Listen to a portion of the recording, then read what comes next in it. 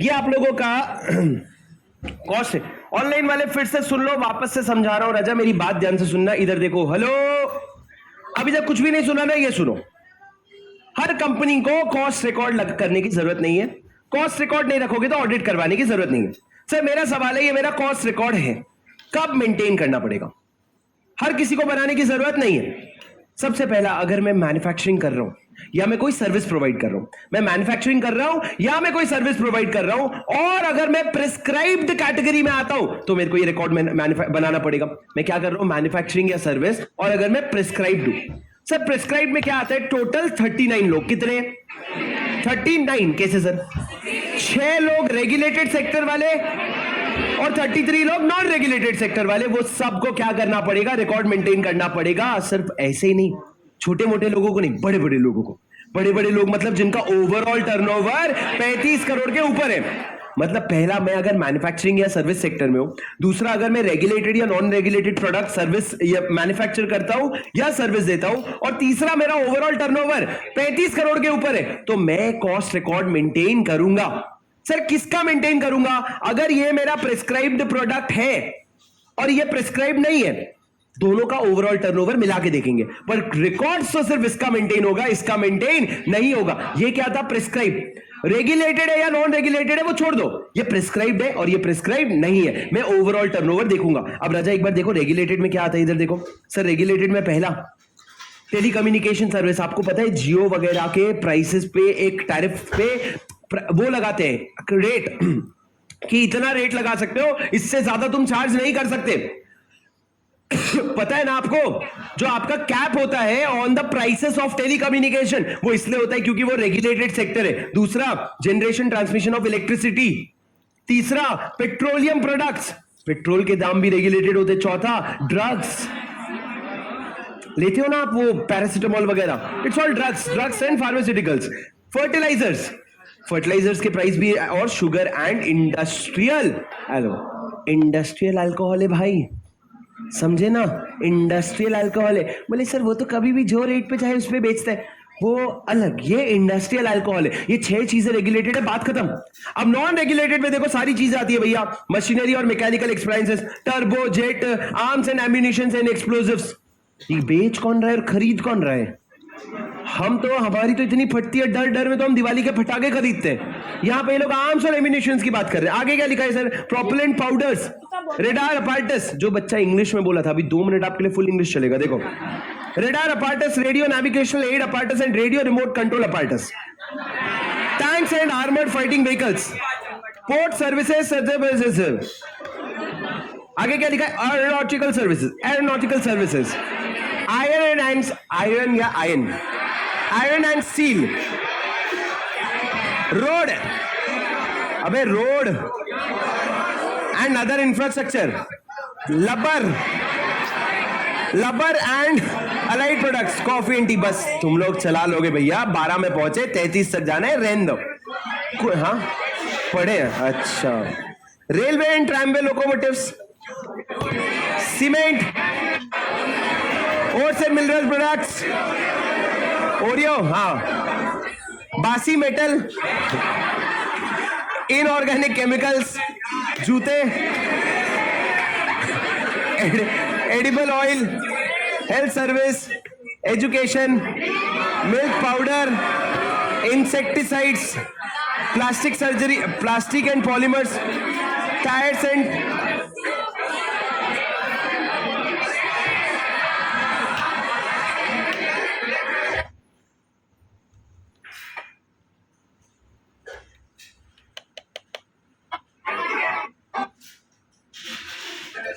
Sir याद करना पड़ेगा क्या?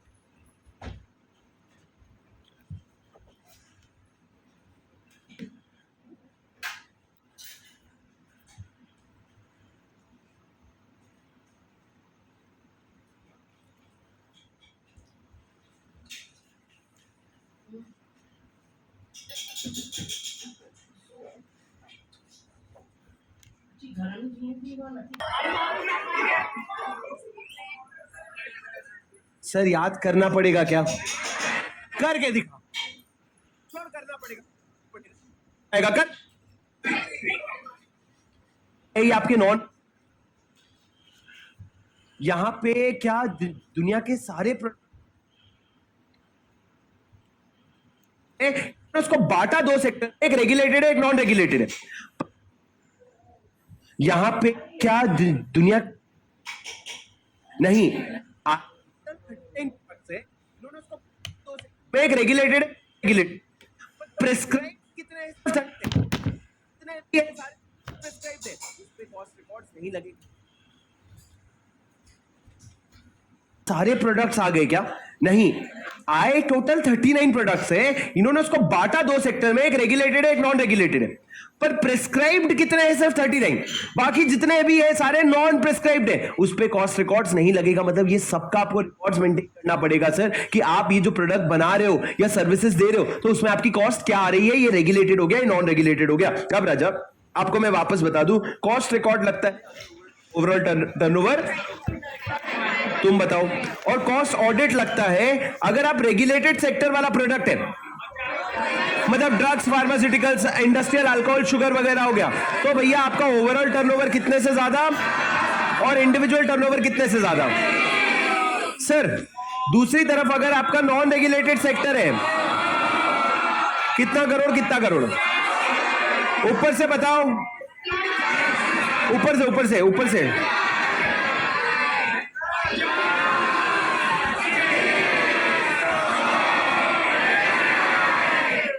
डन, आगे बढ़ो sir. All rupees in crores, ये तुमको बताने की जरूरत थी क्या? हाँ सर बता देते तो अच्छा रहता, पर सर अब सुनो, cost audit not applicable in 3 cases. पहला sir, where your export revenue जो फॉरेक्स में आया है is more than 75% of total revenue।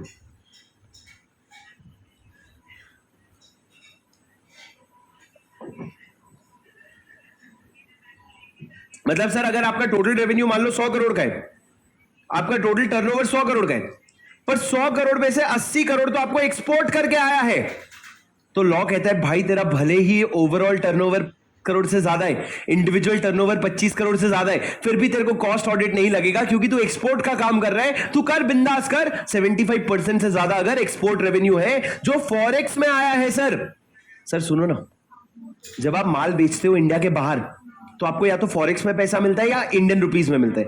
जैसे फॉर एग्जाम्पल ये फोन है, ध्यान से सुनना, ये फोन अगर मान लो जैसे 1,50,000 डिवाइडेड बाई 75 का रेट ले लो, तो आपका कितना आ रहा है? $200, कितना? $200 का आ रहा है ना? $2,000 आ रहा है भाई, $200 क्या चिल्लर है क्या? सर $2,000 का आ रहा है। मेरी बात सुनना, अब मैं ये फोन इंडिया के बाहर बेचूंगा अगर, तो एक चीज हो सकता है, मैं बोलूं भाई तू मेरे को 1.5 लाख रुपए दे दे, मेरे को डॉलर वालर नहीं समझता, मेरे को रुपए दे दे, तू मेरे को कन्वर्जन वगैरह का दिमाग लगाना ही नहीं है, तू मेरे को 1.5 लाख रुपए दे दे। ये हो गया sir consideration in Indian currency.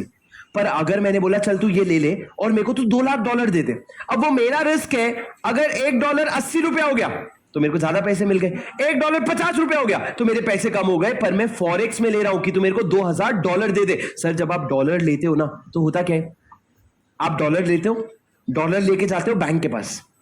क्यों बोल रहे हो सर ये सब? अभी आ रहे हैं ना, अभी आने वाला है ना, फॉरेन एक्सचेंज मैनेजमेंट एक्ट, यही है फॉरेन एक्सचेंज मैनेजमेंट एक्ट। सुनना सर, मैंने डॉलर लिया, अब वो डॉलर लेने में खुश क्यों हो रहा है इंडिया? इंडिया क्यों बोल रहा है फॉरेक्स में तू डॉलर ले? सर तूने डॉलर लिया, वो डॉलर को तू इंडिया में चला नहीं सकता, तू किसके पास जाएगा? बैंक के पास। बैंक डॉलर ले, मेरे को रुपीस दे। बैंक डॉलर लेते ही जेब में डाल लेगा, बोलेगा ये हमारा फॉरेन रिजर्व है, ये हमारे फॉरेन रिजर्व से, कल को अगर कोई भी हम पे प्रॉब्लम आई, कहीं डॉलर तो दुनिया में कहीं भी चलता है सर कहीं भी मेरे को प्रॉब्लम आई तो मैं संभाल लूंगा, क्योंकि मेरे पास रुपीस नहीं डॉलर भी है। तो भैया आप क्या कर रहे हैं? डॉलर का रिजर्व्स बना रहे हैं। तो अगर तुमने फॉरेक्स में लिया है एक्सपोर्ट रेवेन्यू 75% से ज्यादा, तो उस केस में आपको ऑडिट वॉडिट नहीं करेंगे, जा तो जी ले अपनी जिंदगी। दूसरा sir, if you are operating in SEZ, नाम तो सुना ही होगा, special economic zone, section 10AA of income tax, DT नहीं बे, डायरेक्ट टैक्स कोई एक्ट है क्या? Section 10 AA of direct tax, हाँ DT, section 10 AA of DT. सुनो सर, तीसरा वाला पॉइंट लिखो भैया। तू ये मेरे सेक्शन का सेक्शन 10 ऑफ लॉ मत लिख के आ जाना प्लीज भाई। पता चला तू पेपर मेरे को भेजा, सर एक बार देख लोगे क्या? मैं देख के मैं रो रहा हूं, पता चला। बोले क्या सेक्शन 15 एज पर सेक्शन 15 ऑफ लॉ। पढ़ो भैया। सर थर्ड पॉइंट लिखो, engaged in generation of electricity for captive consumption. Sir क्या मतलब? म्हणजे का engaged in generation of electricity through captive consumption मतलब अगर आप क्या कर रहे हो सर, अगर आप कैप्टिव कंजम्पशन मतलब क्या राजा? कैप्टिव कंजम्पशन मतलब अगर आप अपने इलेक्ट्रिसिटी का जनरेशन कर रहे हो खुद के कंजम्पशन के लिए, क्या मतलब? सर आज अडानी समझो प्लीज, अडानी मोटर्स करके एक कंपनी है, क्या बनाता है अडानी मोटर्स? कार्स बनाता है। सर कार बनाने के लिए इलेक्ट्रिसिटी लगता है। अब उसने बोला या तो इलेक्ट्रिसिटी मैं रिलायंस से खरीद लूं या मैं इन हाउस इलेक्ट्रिसिटी जनरेट कर लूं। सर उसने एक कंपनी खोला अडानी पावर, जो इलेक्ट्रिसिटी बनाता है और वो इलेक्ट्रिसिटी सिर्फ अडानी मोटर्स को देता है, और वो अडानी मोटर्स उसको यूज करके क्या करता है? वो कार बनाता है। तो मतलब that electricity is for captive consumption, घर के कंजम्पशन के। फॉर एग्जांपल मान लो हमारी एकेडमी ने क्या खोल लिया, एक पावर प्लांट खोल लिया, और पावर प्लांट खोल करके इलेक्ट्रिसिटी जनरेशन हो रहा है, उसको हम यहीं पे अपने क्लासेस में यूज कर रहे हैं, तो वो उसका कॉस्ट रिकॉर्ड मेंटेन करने की जरूरत नहीं है। अरे समझे क्या? Did you understand? तो 3 एक्सेप्शन हो गए सर, इसी में से क्वेश्चन आएगा। मैं आपको बता दूं सेक्शन नंबर 148 में आपके क्वेश्चन बैंक में एक भी क्वेश्चन नहीं है। शिट सर, क्योंकि ओल्ड सिलेबस में आपका 148 कितना था पता है?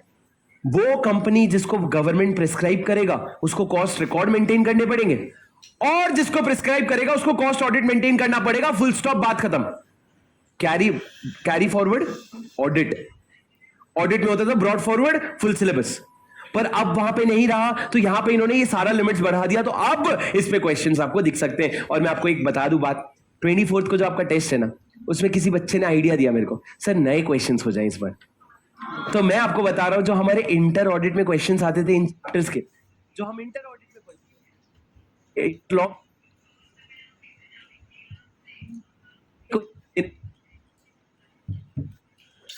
अरे यार,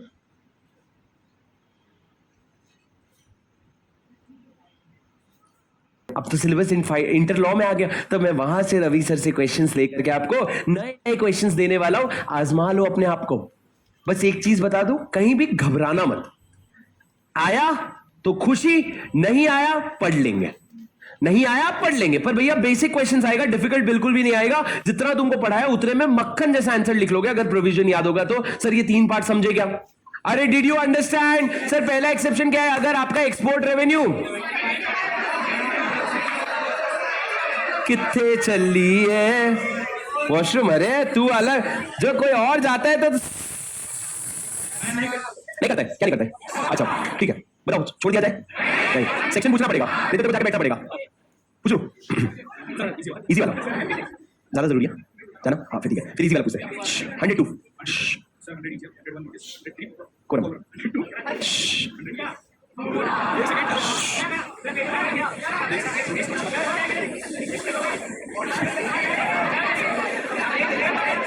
वेट कर रहे हैं, जल्दी बोल। इसको 101 याद है नोटिस, इसको 103 याद है कोरम, इसको 102 बैठना पड़ेगा। चल एक और ट्राई कर लेते हैं, तेरे चेहरे से सर नहीं सर, चल इजी वाला, चल 88।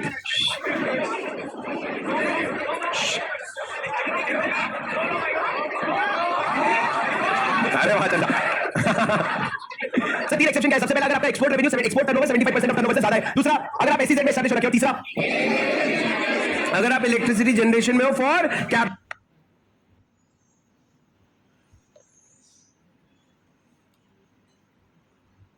आगे लिखो सर। राजा एक बार नोट्स में आ जाओ, हो गया सेक्शन खत्म हो गया, अब नोट्स में आ जाओ। कैसे बता रहा हूं सुनो, अब आगे की चीजें क्या है बताऊं, इधर देखो। अब सर हेलो, कॉस्ट ऑडिटर कैसे अपॉइंट होगा? तुमको बताता हूं, ऑडिट कमेटी बनेगी, वो बोर्ड को रेकमेंड करेगी, बोर्ड अपॉइंट करेगा। सर एक बात सुनना, बेसिक फर्क है स्टैट्यूटरी ऑडिटर में और कॉस्ट ऑडिटर में। जैसे कि स्टैट्यूटरी ऑडिटर बनता है सीए इन प्रैक्टिस, ये बनता है cost in practice, cost CMA in practice. किसको क्या बोलते हैं हम? Cost accountant in practice. और छोटे छोटे फर्क है, जैसे कि सुनना, स्टैट्यूटरी ऑडिटर को कौन अपॉइंट करता है? Share holder. ध्यान से जवाब दो, कौन अपॉइंट करता है? Share holder.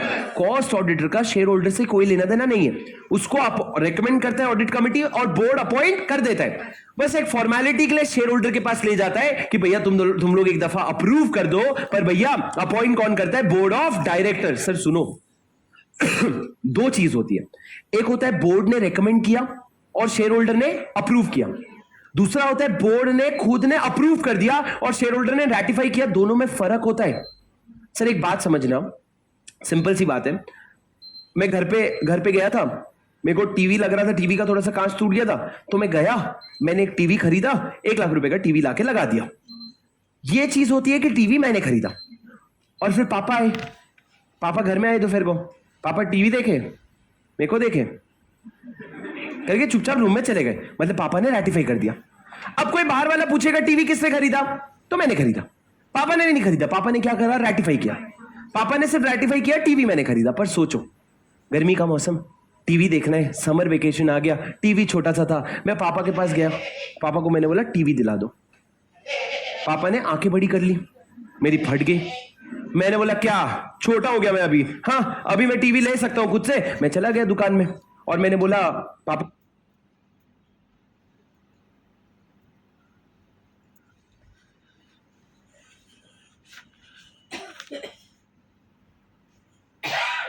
सिंपल सी बात है, मेरे को टीवी लग रहा था, टीवी का थोड़ा सा कांच टूट गया था, तो मैं गया, मैंने एक टीवी खरीदा, 1 लाख रुपए का टीवी लाके लगा दिया। ये चीज होती है कि टीवी मैंने खरीदा। और फिर पापा आए, पापा घर में आए तो फिर को पापा टीवी देखे, मेरे को देखे करके चुपचाप रूम में चले गए, मतलब पापा ने रैटिफाई कर दिया। अब कोई बाहर वाला पूछेगा टीवी किसने खरीदा, तो मैंने खरीदा। पापा ने नहीं खरीदा, पापा ने क्या करा? रैटिफाई किया। पापा ने सिर्फ रैटिफाई किया, टीवी मैंने खरीदा। पर सोचो, गर्मी का मौसम, टीवी देखना है, समर वेकेशन आ गया, टीवी छोटा सा था, मैं पापा के पास गया, पापा को मैंने बोला टीवी दिला दो।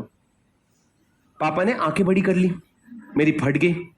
मैंने बोला क्या छोटा हो गया मैं अभी? हाँ अभी मैं टीवी ले सकता हूं खुद से। मैं चला गया दुकान में और मैंने बोला पापा का नाम, वहां चलती है उनकी, मैंने पापा का नाम बोला। मैंने बोला पापा भेजे हैं टीवी लेने के लिए, और मैं टीवी लेकर के उनके नाम पे घर पे आ गया। घर पे आ गया तो पापा को पता था कंगाल आदमी पैसा कहां से देगा, मेरे नाम पे लिखवा के आए। अब मैं टीवी लेके आ गया, किसके नाम पे? पापा के नाम पे। अब सुनना मेरी बात ध्यान से, सर पापा के नाम पे टीवी लेके आया हूं, मतलब पापा ने टीवी दिलाया एक तरीके।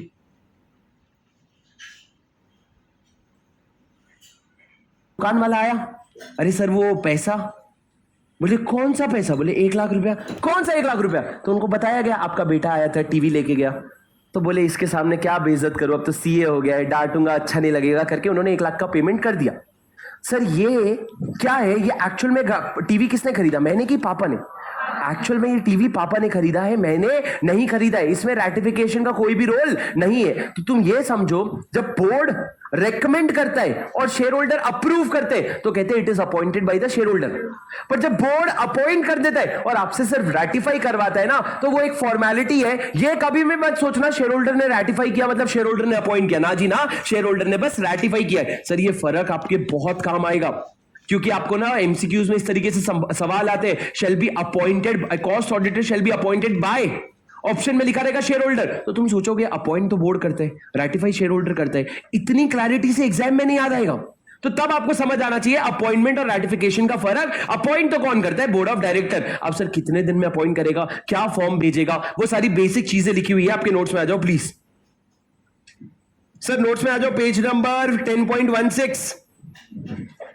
10.16 देखो, कितना देखा देखा आपको लगेगा, सुना सुना लगेगा। सबसे पहला सर अपॉइंटमेंट, इधर देखो appointment, cost auditor shall be appointed with in 180 days from the commencement of every financial year. ऐसा किसका प्रोविजन था सर? गवर्नमेंट कंपनी के केस में सब्सिक्वेंट ऑडिटर का था, साल शुरू होने के 180 दिन के अंदर। सर सुनो ना, अपॉइंटमेंट के पहले दो चीजें करनी पड़ेगी। एक तो रिटन कंसेंट देना पड़ेगा, दूसरा सर्टिफिकेट देना पड़ेगा जिसमें आप लिखोगे लेट द प्रोसीडिंग बिगिन। खत्म, वही लिखा हुआ है। वो कॉस्ट ऑडिटर को भी देना पड़ेगा written consent that he is willing to act as a cost auditor and a certificate जिसमें वो एलिजिबल बताएगा, टर्म्स बताएगा, लिमिट्स बताएगा और प्रोसीडिंग्स बताएगा। उसके बाद नेक्स्ट पेज में आ जाओ। सर, कॉस्ट ऑडिटर और firm shall be informed of his appointment and file a notice of such appointment with CG. Sir, आपको याद है जब स्टैट्यूटरी ऑडिटर अपॉइंट होता था तो बिफोर और आफ्टर कुछ होता था? मैडम सीधा बैठो। बिफोर में क्या होता था? रिटन कंसेंट और सर्टिफिकेट। आफ्टर में क्या होता था? आरओसी को बता रहे हो विद इन 15 डेज। यहां पे सिमिलर प्रोविजन है, आप सीजी को बताओगे in the form CRA 2 with in earlier of 30 days of the board meeting in which such appointment is made or 180 days from the commencement of financial year। Sir, आपने limit ध्यान से देखा नहीं। अभी देखो, इधर देखो। सर, ये मेरा फाइनेंशियल ईयर है, इसके 180 डेज के अंदर मेरे को क्या करना है? अपॉइंटमेंट करने के बाद किसके पास जाऊंगा? सेंट्रल गवर्नमेंट के पास। कब जाऊंगा? लॉ ने बोला जिस बोर्ड मीटिंग में अपॉइंट हुआ उसके 30 दिन के अंदर या साल के शुरुआत होने के 180 डेज के अंदर, विच एवर इज अर्लियर। इसका मतलब सर, मान लो बोर्ड मीटिंग यहां पे हुआ तो इसके 30 दिन के अंदर चले जाना, 180 डेज का वेट मत करना। पर अगर बोर्ड मीटिंग यहां पे हुआ एकदम लास्ट में तो तू 30 दिन का वेट मत करना भाई, तू ये 180 दिन के टाइम लिमिट के पहले पहले चले जाना। सर, मैं ये अभी एक बात समझो, ये सब चीजें आपने इतनी पढ़ ली है ना कि आपकी ये सब चीजों को समझने की स्किल डेवलप हो गई होनी चाहिए। मतलब आप अभी फाउंडेशन के स्टूडेंट नहीं हो, आप अभी प्रॉपर इंटरमीडिएट के पढ़े हुए स्टूडेंट बन चुके हो। ये सब आपको समझ आना चाहिए कि इंटेंट क्या है। इंटेंट है कि जिस दिन बोर्ड मीटिंग हुआ या तो उसके 30 दिन के अंदर या जब 180 दिन हो रहे, विच एवर इज अर्लियर में चले जा और तू सेंट्रल गवर्नमेंट को क्या दे दे? CRA 2। This is what sir, यहां पे आप बाजू में लिख सकते हो आफ्टर अपॉइंटमेंट। जो आपके स्टैट्यूटरी ऑडिटर का होता था ADT 1, यहां पे CRA 2 है आफ्टर अपॉइंटमेंट। सर, मेरे को बताओ, ये जो ऑडिटर अपॉइंट हुआ है कॉस्ट ऑडिटर, ऑफिस कब तक होल्ड करेगा? सर सुनना, हेलो सर, स्टैट्यूटरी ऑडिटर को हम लिंक करते थे AGM से। किससे? AGM से। यहां पे हम इस ऑडिटर को AGM से लिंक नहीं करेंगे। साल शुरू होने के 180 दिन के अंदर आया, साल खत्म होने के 180 दिन के अंदर निकल जाएगा। साल शुरू होने के अंदर 180 दिन के अंदर आया और साल खत्म होने के 180 दिन के अंदर निकल जाएगा। सर, कब निकलेगा पता है? जब अपना कॉस्ट ऑडिटर का रिपोर्ट दे दिया तब निकल जाना, या फिर 180 days which ever is earlier. जब तुमने अपना रिपोर्ट दिया या जब तुमने अपना 180 दिन खत्म कर लिया, विच एवर इज अर्लियर में आप छोड़ के चले जाओगे till the expiry of 180 days from end of financial year or till he submits cost audit report for which he has been appointed। Sir, ये whichever is earlier होता है। आगे पढ़ो सर। क्या आप ऑडिटर को निकाल सकते हो? अब स्टार्ट, हम इस ऑडिटर को AGM से लिंक नहीं करेंगे। साल शुरू होने के 180 दिन के अंदर आया, साल खत्म होने के 180 दिन के अंदर निकल जाएगा। साल शुरू होने के अंदर 180 दिन के अंदर आया और साल खत्म होने के 180 दिन के अंदर निकल जाएगा। सर, कब निकलेगा पता है? जब अपना कॉस्ट ऑडिटर का रिपोर्ट दे दिया तब निकल जाना, या फिर 180 days which ever is earlier. जब तुमने अपना रिपोर्ट दिया या जब तुमने अपना 180 दिन खत्म कर लिया, विच एवर इज अर्लियर में आप छोड़ के चले जाओगे till the expiry of 180 days from end of financial year or till he submits cost audit report for which he has been appointed। Sir, ये whichever is earlier होता है। आगे पढ़ो सर। रिमूवल, क्या आप ऑडिटर को निकाल सकते हो? अबे जब स्टार्ट ऑडिटर को निकाल सकते हैं तो कॉस्ट ऑडिटर क्या चीज है? बोर्ड रेजोल्यूशन लगेगा। सर, इतना कॉम्प्लिकेटेड नहीं है जितना आपका सेक्शन नंबर 140 था, उतना कॉम्प्लिकेटेड नहीं है। क्या है सर? रिमूवल करने के लिए क्या लगेगा? बियर, एक बियर और एक opportunity of being heard. ROBH को हम क्या पढ़ेंगे? OBH, opportunity of being heard. और सर उसके बाद आप निकाल दोगे, मतलब आप ऑडिटर को बोलोगे सुन भाई जा, सुन भाई जा। बोलेगा क्यों जाऊं? मेरी भी तो सुन लो। हाँ बोल, क्या बोल रहे थे को? हाँ अब जा। तुम्हारा रीजंस आपने उससे सुन लिया, उसको एक opportunity of being heard they दिया, उसके बाद आप उसको निकाल दो। और सर जब आप निकालोगे ना फॉर्म CRA 2 जिसमें आपने अपॉइंटमेंट बताया था to be enclosed with the relevant board resolution for removal, मतलब छोड़ दो, ये पॉइंट काट दो, कोई रेलेवेंस नहीं है। सर क्या वो छोड़ के जा सकता है? अरे बिल्कुल भैया, उसका राइट है, उसकी जब मर्जी वो छोड़ के जा सकता है। सर कैजुअल वैकेंसी हो गई तो स्टैट्यूटरी ऑडिट में क्या होता था? नॉर्मल कंपनी में 30 डेज में बोर्ड भरेगा, गवर्नमेंट कंपनी में 30 डेज में CAG भरेगा, नहीं भर पाया तो 30 डेज में बोर्ड भरेगा। यहां पे है अगर कैजुअल वैकेंसी हो गई तो बोर्ड भरेगा 30 डेज के अंदर। And with in 30 days inform CRA2। Sir आप 30 डेज के अंदर फिल करोगे और CG को 30 डेज के अंदर इन्फॉर्म करोगे कि वो ऑडिटर गया और नया ऑडिटर आ गया। मतलब sir CRA2 is an important form किस चीज के लिए है? जहां पे आप CG को बस बोल रहे हो वो आ गया वो चला गया, वो आ गया वो चला गया, ये सारी चीजें चल रही है। उसके बाद sir audit under section 148 is in addition to audit under 143। क्या मतलब सर? स्टैट्यूटरी ऑडिटर अलग और ये वाला ऑडिट एकदम अलग। उसके बाद क्या लिखा है सर? क्वालिफिकेशन डिस्क्वालिफिकेशन जो आपके स्टैट ऑडिटर को लगता है will also apply to cost auditor, that is 141 applies, 141 applies, section 141 आपका एप्लीकेबल हो गया। सर आगे क्या लिखा है? Report of cost auditor. अब कॉस्ट ऑडिटर क्या करेगा? कॉस्ट रिकॉर्ड्स में रिपोर्ट देगा, वो बताएगा कि भैया तुमने जो कॉस्ट रिकॉर्ड बनाया है वो सही है क्या? सर उसका रिपोर्ट आएगा, देखो to be submitted to the board within 180 days from the end. करना ही पड़ेगा ना, क्यों? अबे तेरा टेन्योर खत्म हो रहा है तो 180 दिन के अंदर करना पड़ेगा। और कौन से फॉर्म में? In the form CRA3। उसमें तेरे कोई भी रिजर्वेशन है, कोई भी क्वालिफिकेशन, ऑब्जर्वेशन, सजेशन, जो भी तेरे को ज्ञान देना है तू उसमें सबका सब दे देना। सर उसके बाद कॉस्ट ऑडिट का रिपोर्ट। हेलो हेलो रे हेलो, सुनो, शेयर होल्डर के पास जाएगा क्या कॉस्ट ऑडिटर का रिपोर्ट? शेयर होल्डर का कॉस्ट ऑडिट से कोई लेना देना नहीं है। कौन पीछे पड़ा था कॉस्ट ऑडिट के? CG। वो रिपोर्ट लेके मुंह पे मार देना CG के। तुमने मुंह पे मारा, CG पड़ेगा, उसको लगेगा नहीं और चाहिए और थोड़ा ऑडिट करके दे, तो भैया तुम और ऑडिट करवाना और फिर उसको और रिपोर्ट्स देना। पढ़ो क्या लिखा है? Company shall within 30 days, एक चीज अच्छी है भैया, 30 दिन, जहां कुछ नहीं सूझा 30 दिन। कंपनी शैल विद नहीं, और बोले नहीं 30 दिन नहीं, थोड़ा ज्यादा लगना चाहिए, 180। स्टार्ट से 180, एंड से 180, जहां नहीं समझा 180। मतलब छोटा टाइम लिमिट होगा तो 30, बड़ा टाइम लिमिट होगा तो 180। ये सब भैया बाकी जगह मत लगा दियो, मैं तुमको प्रॉमिस कर रहा हूं। जब पहले भी बता चुका हूं, जब ICAI क्वेश्चन पूछेगा कि ROC को कितने दिन में फाइल करोगे, उसी क्वेश्चन का आंसर 30 दिन नहीं होगा। उसके आगे जैसे इसका हुआ ना, इसको सब सेक्शन आता था, 102 पूछा, बस वो छोड़ के आगे पीछे का सब याद आ गया। ये था प्रेशर का situation.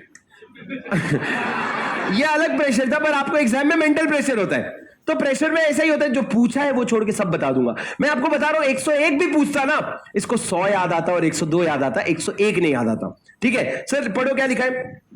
Company shall within 30 days from date of receipt of cost audit report furnish to CG in form CRA4। Sir cost auditor ने कंपनी को दिया CRA3 और आगे आपने सेंट्रल गवर्नमेंट को दिया CRA4 with such report and full information and explanation on every reservation. मतलब क्या सर? अगर कॉस्ट ऑडिटर ने बोला कि कंपनी तूने कॉस्ट रिकॉर्ड बहुत घटिया मेंटेन किया है, तेरा मटेरियल का फिगर गलत है, तेरा मटेरियल का फिगर गलत है, तो लॉ ने तो कंपनी क्या करेगी? सेंट्रल गवर्नमेंट को समझाएगी कि भैया नहीं भैया मेरा फिगर गलत नहीं है, एकदम सही है, ये एरर हो रहे हैं। मतलब ऑडिटर ने एक रिपोर्ट लिखा, उसमें उसने गाली दिया, आप उस रिपोर्ट को लेके जाओगे CG के पास, उसकी गाली बताओगे और साथ में अपना भी एक्सप्लेनेशन दोगे। इसको कहते हैं report plus full information and explanation. अब सर जब CG के पास रिपोर्ट आएगा, वो फर्दर इंफॉर्मेशन और एक्सप्लेनेशन मांग सकता है, और अगर डिफॉल्ट किए तो आपको पेनल्टी लग जाएगा। डिफॉल्ट किए तो आपको 147 वाला पेनल्टी लग जाएगा। बस इतना था सर आपका। सुनो मेरी बात, 147 आप लोग खुद से पढ़ लेना, पेनल्टी है भैया। क्या पेनल्टी पढ़ाऊंगा मैं तुमको? 1000 से 10,000, 10,000 से 1 लाख, तुम लोग पढ़ लेना, पर 147 is an important penalty. Sir अपना इस चैप्टर का पूरे सेक्शंस खत्म होते हैं। NFRA का जो लास्ट का प्रोविजन है वो आपको अभी पढ़ने की जरूरत नहीं है, वो आप लोगों को जितना पढ़ा है उतना काफी है NFRA का। बाकी में आप लोगों को बाद में कभी लगेगा, जरूरत पड़ेगी तो अपन समझ लेंगे। पर इसके साथ आपका accounts of companies and audit and auditors के सारे सेक्शंस, और अब आपका बचता है आपका ऑडिट एंड ऑडिटर्स का क्वेश्चन बैंक। अब सर हमारा कल का क्लास रहेगा, कल की क्लास में अपन लोग करेंगे एक नया चैप्टर। पहले मैं रजिस्ट्रेशन ऑफ कंपनीज करवाने वाला था, पर उसको होल्ड करो, मैं करूंगा deposit. Deposit is a trickier topic, और कल की IDT की क्लास है।